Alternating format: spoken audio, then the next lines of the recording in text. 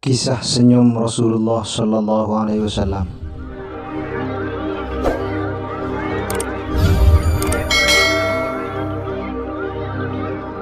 Assalamualaikum warahmatullahi wabarakatuh. Bismillahirrahmanirrahim. Saat menikahkan putri bungsunya Sayyidah Fatimah Az-Zahra dengan sahabat Ali bin Abi Thalib, Baginda Nabi Muhammad Sallallahu Alaihi Wasallam tersenyum lebar. Itu merupakan peristiwa yang penuh kebahagiaan. Hal serupa juga diperlihatkan Nabi pada peristiwa Fathu Makkah, pembebasan Makkah, karena hari itu merupakan hari kemenangan besar bagi kaum muslimin. Hari itu adalah hari yang penuh dengan senyum panjang yang terukir dari bibir Rasulullah serta bibir seluruh kaum muslimin. Kisah ini ditulis Ibnu Hisham dalam kitab As-Sirah Nabawiyah. Rasulullah adalah pribadi yang lembut dan penuh senyum, namun beliau tidak memberi senyum kepada sembarang orang. Demikian istimewanya senyum Rasulullah sampai-sampai Abu Bakar dan Sayyidina Umar, dua sahabat utama beliau, sering terperangah dan memperhatikan arti senyum tersebut. Misalnya mereka heran melihat Rasul tertawa saat berada di Muzdalifah di suatu akhir malam.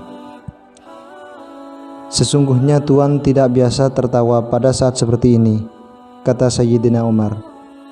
Apa yang menyebabkan Tuhan tertawa? Pada saat seperti itu, akhir malam Nabi Muhammad biasanya berdoa dengan khusyuk.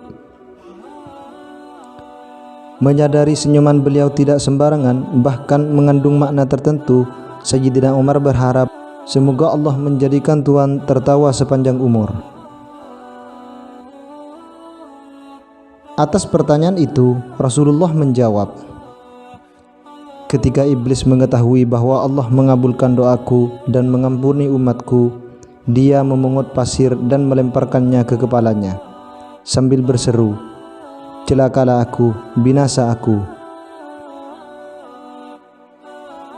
Melihat hal itu aku tertawa. HR Ibnu Majah. Dalam kitab Ihya Ulumuddin, Imam Al-Ghazali menulis, apabila Rasul dipanggil, beliau selalu menjawab labbaik. Ini menunjukkan betapa beliau sangat rendah hati. Begitu pula Rasul belum pernah menolak seseorang dengan ucapan tidak bila diminta sesuatu.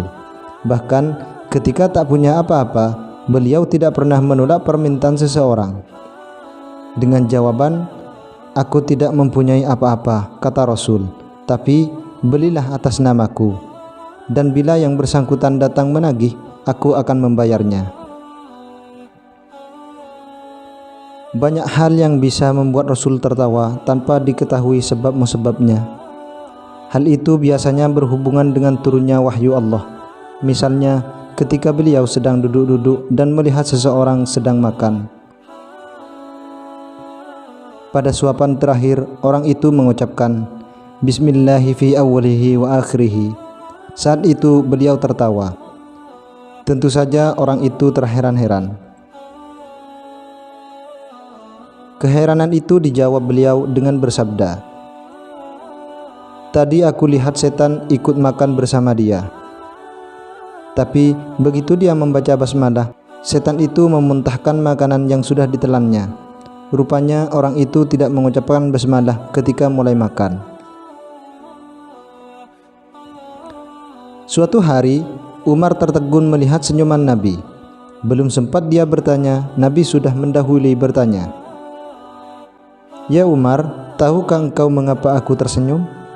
Allahu wa rasuluhu a'lamu, jawab Sayyidina Umar. Sesungguhnya Allah memandang kepadamu dengan kasih sayang dan penuh rahmat pada malam hari Arafah dan menjadikan kamu sebagai kunci Islam. Beliau bersabda.